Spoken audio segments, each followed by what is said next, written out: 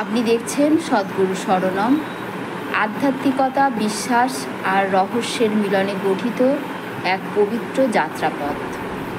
আজ আমরা জানব কিভাবে করবেন এই ব্রত, উপবাস এবং ব্রত পালনের নিয়ম। প্রত্যেক সোমবার উপবাস করুন, ফল, জল বা নিরামিষ আহার গ্রহণ করুন, ব্রহ্মচর্য পবিত্রতা পালন করুন। প্রভাতে কী করণীয়? ভোরবেলা উঠে স্নান সেরে পরিষ্কার বসনে শুদ্ধ হয়ে শিবের আরাধনা করুন। গঙ্গা জল দিয়ে শিবলিঙ্গে অভিষেক করুন। দুধ, দই, মধু, ঘি এবং চিনি দিয়ে পঞ্চামৃত তৈরি করে মহাদেবকে স্নান করাতে হবে। বেলপাতা, ধূপ, দীপ, চন্দন, অক্ষত, ফুল নিবেদন করতে হবে।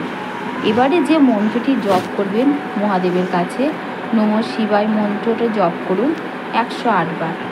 পারলে মহামৃত্যুঞ্জয় মন্ত্র জপ করুন প্রতিদিন। সন্ধেবেলায় প্রদীপ জ্বালিয়ে শিবচরিত পাঠ করুন বা শিব মাহাত্ম্য শুনুন। শেষে শিবচরণে প্রার্থনা করুন, আপনার সংকল্প জানুন। সংকল্প কিভাবে করবে? এইভাবেই করুন।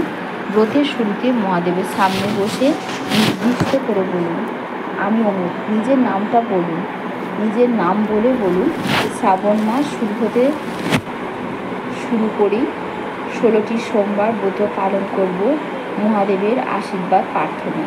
এই কথাটা দুহাত জোর করে মহাদেবের সামনে বসে বলুন এবং এই সংকল্পই আপনাকে প্রতিটি সোমবার মনোযোগের সাহায্য করবে।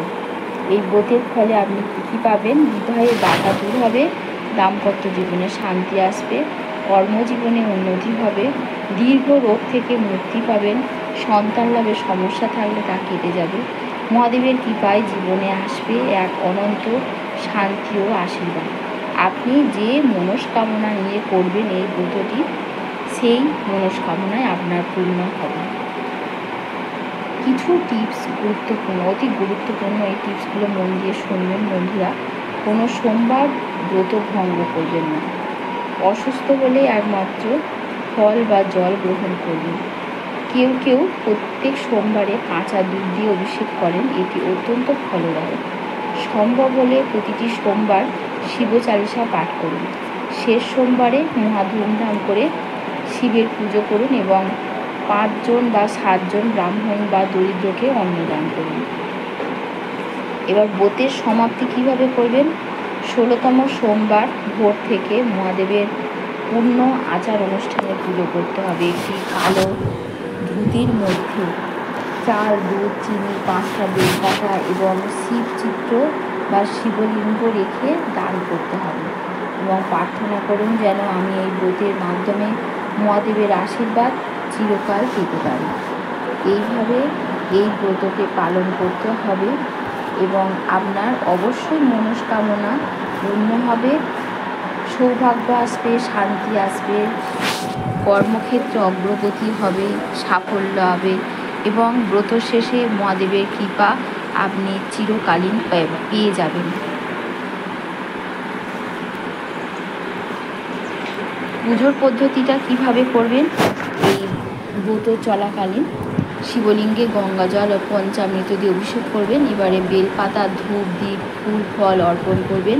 নমঃ শিবায় মন্ত্র জপ করবেন 108 বার। অবশ্যই মহামৃত্যুঞ্জয় মন্ত্রটি জপ করবেন, শিব চালিসা বা শিব মাহাত্ম্য পাঠ করবেন।